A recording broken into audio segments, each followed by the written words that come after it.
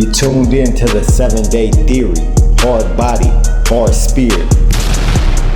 What up, my people? You tuned into the 7-day theory. Hard body, hard spirit. Check this. Charlie Kirk. Condolences to his family. He had kids. He had a wife. Condolences to his family to the utmost. People that are, for one, laughing at this, that's sick. It's disgusting. Think about, put your shoe, like, we got to do more of putting ourselves in other people's shoes, right? Put yourself in other people's shoes and see if you would react or act the same if it was you or your loved one. Because I guarantee you, if more of us put ourself in other people's shoes, it'd be a lot less judgment. It'd be a lot less laughing, disrespect. It'd be a lot less, it'd be a lot more empathy. It'd be a lot more sympathy, right? If we can take off the blinders, take off I'm the center of the universe, I'm the only one that matters, and me and my people is the only one that matters. Take that off and put on, how do other people feel? I'm a Virgo. I got empathy for about 10 other people. That's how much empathy I have, right? And I really feel Virgos, we really in touch with our emotions, and we really feel other people's pain, me in particular. Not just pain, but other people's emotions. I can feel them, I internalize them, right? So this was wild. For somebody to get shot, not just to get shot, to get murdered for something that they said, this is nothing new, but it needs to stop. Martin Luther King, Malcolm X, Tupac. These are people that had revolutionary ways and said things that a lot of people agreed with and a lot of people didn't agree with, right? What Martin Luther King was trying to do, he was trying to abolish segregation, trying to intermingle black and whites, trying to get equal rights for blacks, right? A lot of people didn't like that. A lot of racist whites did not like that. That's why he's gone. That's why he got murdered. Malcolm X, same thing. He was a little bit more aggressive with it. He wasn't about to let you just hit him and he not hit back. No, he was more on that. Look, you hit me, I'm hitting you back. That's just how it goes. That's why I lean more towards the Malcolm X way of doing things and his way of thinking. Because I'm not about to get hit and then let somebody and then just be like, oh yeah, you hit me, it's good. Go ahead, brother. Yeah, it's all right, white man. You can hit me. Hell no, I'm here. We fighting back. Tupac was all about fighting back too. Like, not being the aggressor, being the defender of yourself, your person, your body. Once again, let me say it again. Malcolm X and Tupac did not push being violent just for violence sake. They was not just about let's go unalive these people because they don't like us and we don't like them and they're racist, so let's go unalive them. No, or let's go fight them. He was not about that. He was about getting back at your oppressors, right? People that are doing you harm. It's only right that they get harm done to them, or we defend ourselves. That's what he was pushing. I don't push violence for violence sake, and I definitely don't push being murdered for something that you say, as long as it's not a threat. These are opinions. These are not threats. These are not, Charlie Kirk did not issue any threats to anybody at any time that I know of. He did not threaten violence to anybody, but yet we just seen him get popped, his top get popped right on in the neck, right on live on Instagram. Right now on live, but Instagram store, people caught it on camera, which is crazy. And we are really getting desensitized to things that are like stuff like death and people being shot in cold blood. Right there, we're being desensitized to it because it's all over our timeline.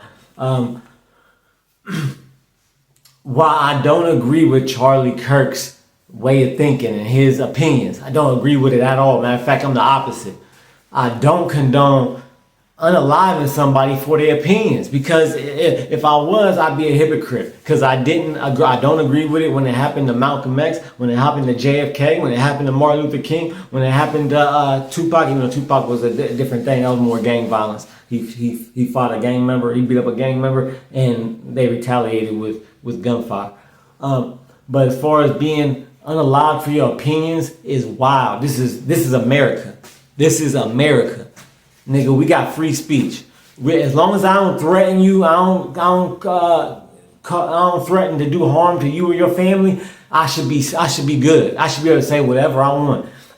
Now does that give you the right to say anything you want? No. We know that there are consequences that for the things that come out your mouth. If somebody calls me the N-word, guess what's coming behind that? Me popping off on their jaw. Right? Or doing whatever I got to do to cause harm to them, right? Because you're not about to just call me that and think that it's just going to be, it is what it is. No, it's not that. I'm not going for it. So we know with that, if you disrespect somebody enough or say certain things like an N-word to a black person, there are consequences behind that. But that's not what Charlie Kirk was doing. He was not doing that. He was not calling black people the N-word. He was just a conservative, and he had conservative views. And some stuff I did agree with him, like there's only two genders, male and female. It's two genders. It is what it is. That's just a fact, and that's what I believe in. This is the ironic part. This is totally ironic. Is that the same exact thing that he was pushing for? The same thing that he supported is the way he got taken out. That's the ironic part of this. And in the most ironic part, he was talking about violence. The last word that came in his mouth was violence. He said something, gang violence. The last thing that came out of his mouth was violence. And you really got to watch what you speak into this world, because some things you can't speak into existence. Not saying he did, but certain things you can't. The words matter. Your words can cause actions. And even your way of thinking can cause actions. He supported gun rights, all gun rights. He did not want no type of restrictions on guns, right? He actually said out his mouth, this is what makes it ironic, is that he said for us to be safe and have these guns, right? He considered having these assault rifles and machine guns. He said that to have those, we're safe, right? And that we're going to have he's okay with having a certain amount of deaths a year to be safe. Now, I will argue the people that got unalived, they weren't safe. Because of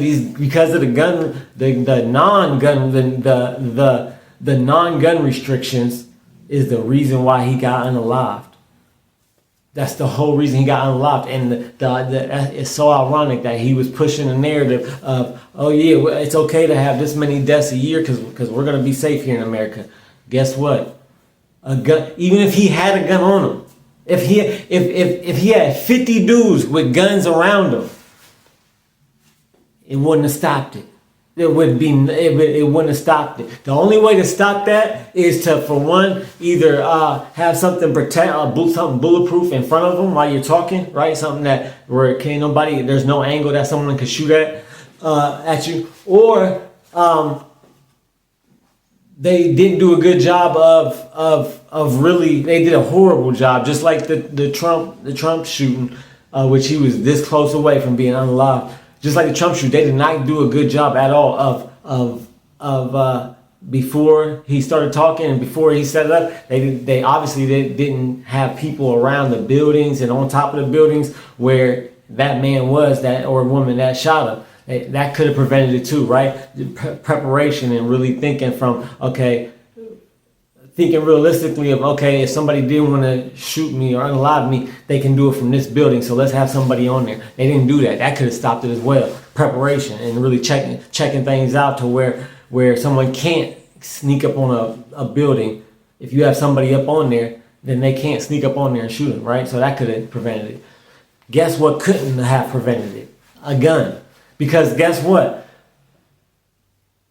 If you have I don't care if you got a damn tank up there, if no one shoots a shot, There's no reason for him to be protected, right? There's no reason for those guns, the guns that are protecting him, until there's a shot let off. There's no reason for another shot to let off. So having guns, it don't matter how many guns he had, they couldn't stop the first bullet from the assassin's gun. So it don't matter how many guns you have. So the whole guns keep us safe. No, they didn't. They absolutely did not in this situation. It didn't matter if he had a damn Tommy. It didn't matter what, if he had a rocket launcher up there. It wouldn't have saved his life. It would not.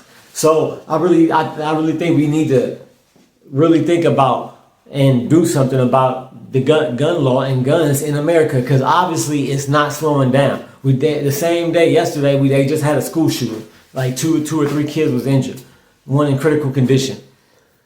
We really got to rethink this shit, like, for real, because people are being unlocked. Like, the school shootings is ridiculous and crazy. I worry about my kids every day in school. I got 4 kids. I worry about them in school because all it takes is one kid that's having a bad day and want to take revenge out on people on the world and shoot the school up and unalive people, innocent people that ain't got nothing to do with your situation. We really gotta rethink this, or put some restrictions on guns in America, because it's not getting better, it's getting worse. For all the guns we got, it's not getting better, it's getting worse. So it's just wild. It's just wild. And for America, it's so confused.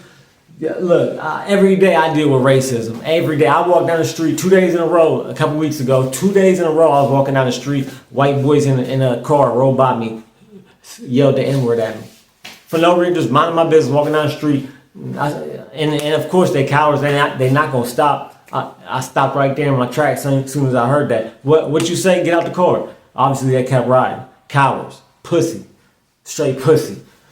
They can yell that from a car that's riding by, but they wouldn't say that to my face and right there in front of me. If they wasn't in that car, they would not have said nothing like that, because I'd have went in their mouth. Pause.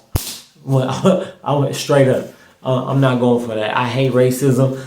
I hate racism. And I don't hate anything, and I don't hate people, but I hate racism. To be racist is really a dumb, low IQ point of view of the world and of other people. To judge somebody based on something that nobody has no control over. Last time I checked, nobody said, hey, ma, when I come out, I want to be white. Hey, God, make sure I'm black when I come out. Ain't nobody said that ever in life. Nobody. So to hate somebody or to judge a whole race of people based on something that you or them have no control over is the dumbest shit I ever heard in the world. Dumbest. I'm mixed. My father's black, my mom's white. So I got a real perspective on how white people think when ain't no black people around, and how black people think when ain't no white people around. And guess what? Guess where the racism always comes from? The white side, the white people. By and large, what racism comes from white people in America, and really around the world. Let's be honest, around the world. So to hate somebody, so America is confused. Like, they're racist, but then you got other white people that are trying to assassinate the people that are really, their base is really kind of racist, is borderline racist, and is more conservative, right? And a lot more white people are on that side, a lot more racist white people are on that side. So they want to be racist, but then they want to also assassinate the people that they support, right? Certain people support. So America is confused. America is confused. It really has not come to terms. America has never really came to terms with slavery and a Jim Crow era. It has never gave us nothing to compensate. And yes, we do deserve reparations. We do. Other races have gotten reparations. Other races have gotten reparations for far less than slavery and all the deaths that occurred during that and all the pain and suffering. They have never compensated black people in America for slavery. And y'all know that y'all had a whole 500-year start a head start, but they wanted to demean black people like, oh, y'all just gotta pull yourself up by your bootstraps, and you just gotta pull y'all lazy, y'all gotta put some work in. No, my nigga, you had a 500-year head start. Let's talk about it. You had a 500-year head start, dog. Let's talk about it. If I had a 500-year start on anything, I'm smashing y'all, right? But y'all want to have a 500-year head start and be like, well, why ain't y'all up here yet? What's wrong with y'all? This is how they act. What's wrong with y'all? Y'all pull yourself up by your bootstraps. I ain't have no help. I did this by myself. Wrong. Y'all was born in the money, and if y'all wasn't born in the money, y'all was born with something like houses or cars, and as soon as you hit 16, you get in a car. As soon as you, all that, right? They have been privileged. White people have been privileged on the fact that they had a 500-year head start on us in America as far as gaining wealth. We couldn't even work. And our work was, we built America and we didn't get shit for it. Say it again. We built America. These buildings and all this shit that was here, we built that shit. Slaves built that shit. Black people built that shit. And guess what they got paid for? A whooping, a lashing. They women getting hard. They children getting beat. They being unloved. They being in filth and dirt.